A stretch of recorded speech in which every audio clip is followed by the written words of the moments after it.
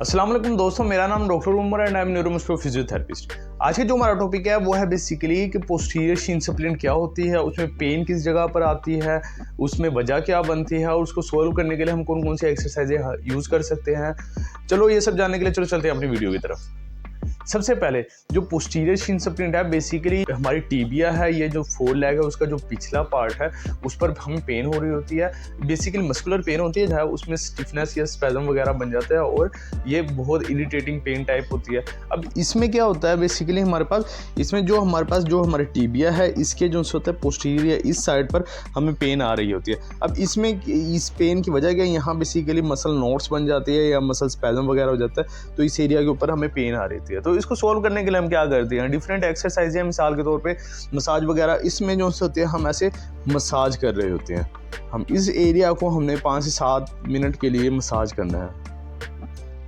अब इसके जो नेक्स्ट हमारे पास जो पोस्टीरियर शिन स्प्लिंट के जो हमारे पास स्ट्रेचेस वगैरह होते हैं वो कौन कौन से होते हैं। सबसे पहले हमारे पास पोस्टीरियर शिन स्प्लिंट हुई है तो उसमें जो फुट है हमारा उसको हम ऐसे रखेंगे, थोड़ा सा ऐसे बाहर की तरफ घुमाएंगे और इसके ऊपर हमने ऐसे प्रेशर देना है, ऐसे और ऐसे, कि उस जगह पर हमारे पास जहाँ पोस्टीरियर शिन स्प्लिंट हुई है उस जगह पर हमें जो होता है स्ट्रेच वगैरह महसूस हो रहा होता है।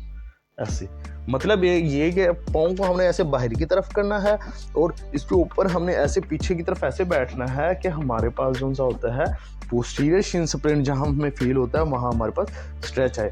इस स्ट्रेच को हमने होल्ड करना है बेसिकली 10 से 15 सेकंड के लिए, फिर हमने छोड़ देना है। फिर इसी तरह करना है कि फुट को बाहर की तरफ और ऐसे पीछे की तरफ हमने बॉडी को कर लेना है, जिसकी वजह से हमारे पास जो पोस्टीरियर शिन स्प्लिंट है उस एरिया के ऊपर हमारे पास क्या आता है, स्ट्रेच वगैरह फील होता है। इसको आपने बार बार रेपिटेशन करनी है या फिर बार बार आपने एक्सरसाइजें वगैरह करनी है, स्ट्रेच करना है इसको 10 सेकंड के लिए 10 रेपिटेशन आपने करनी है।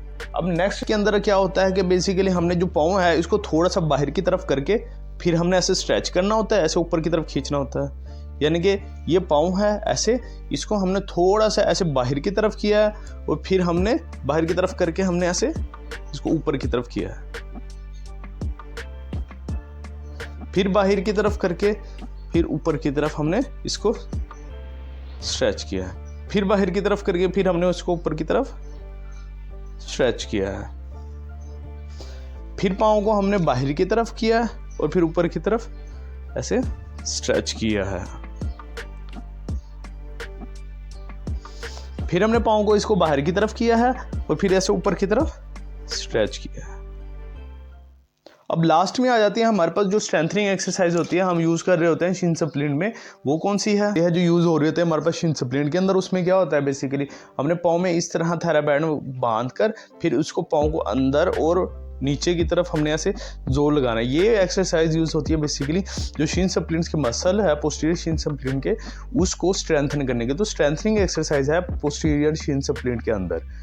ये आपने बेसिकली 10 सेकंड के लिए जोर लगाना, 10 सेकंड के लिए होल्ड करना, फिर आपने छोड़ देना, फिर जोर लगाना, 10 सेकंड के लिए होल्ड करना, फिर आपने छोड़ देना। इस एक्सरसाइज को आपने 10 टाइम्स रिपीट करना है और फिर आपने छोड़ देना है।